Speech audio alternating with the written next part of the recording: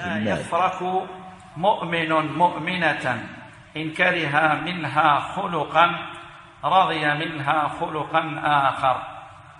هذا الحديث العظيم في بابه متعلق بحسن المعاشرة الزوجية، والمعاشرة الزوجية لا تدوم ولا تكون على ما يريد الله تبارك وتعالى ويرضى إلا بهذا الأصل أن يصبر الزوج على زوجته وأن تصبر الزوجة على زوجها، وهذا في المواطن التي لا بد من الصبر فيها حتى تدوم الصحبة ويدوم حسن المعاشرة بينهما.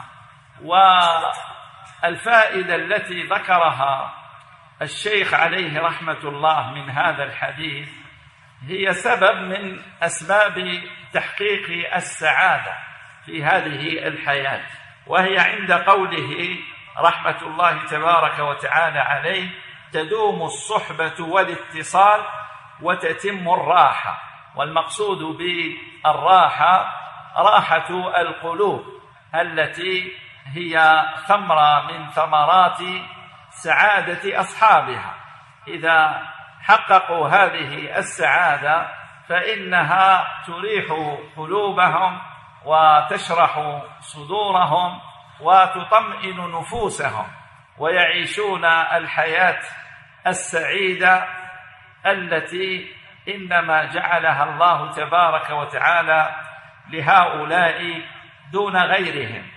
قول النبي عليه الصلاة والسلام: لا يفرك أي لا يبغض فرك يفرك فركا أي بغضا، الفرك هو البغض.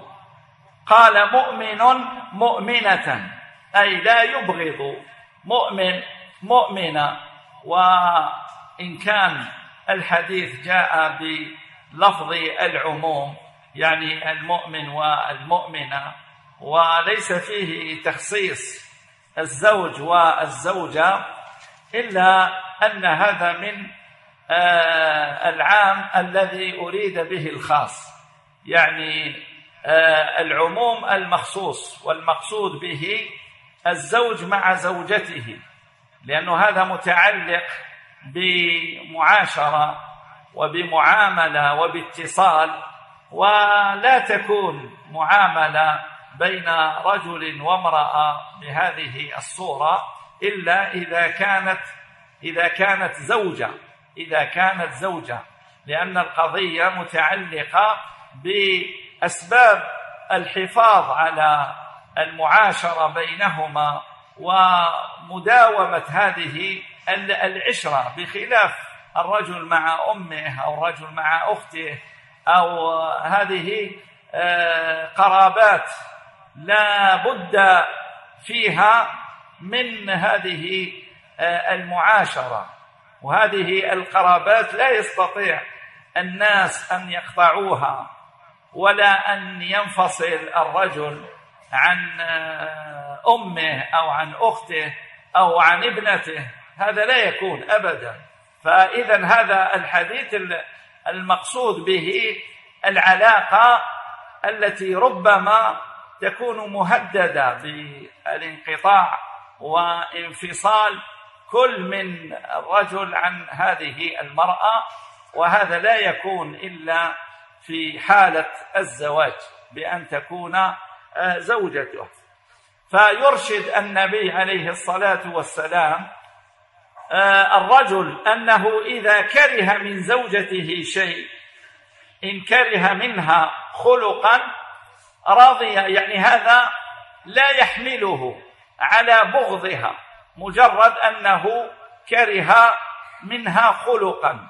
لا بد أن يعلم الناس جميعا أن الكمال ليس إلا لله تبارك وتعالى، ولمن كمل الله عز وجل من خيار خلقه من المصطفين الأخيار، ودون هؤلاء يقعون في المساوئ ويقعون في الأخطاء ويتعرضون إلى الزلات ويقعون في الهفوات.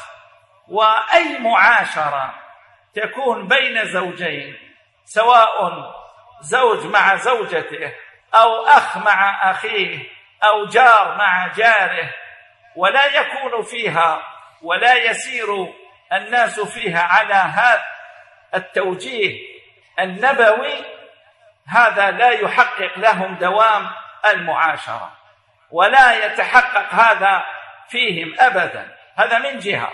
ومن جهة أخرى أن هؤلاء إذا كان تعاملهم مع من يتصلون بهم بغير هذا المنهج النبوي وغير هذا المنهج، أنك تنظر إلى المساوئ من غير أن تلتفت إلى المحاسن.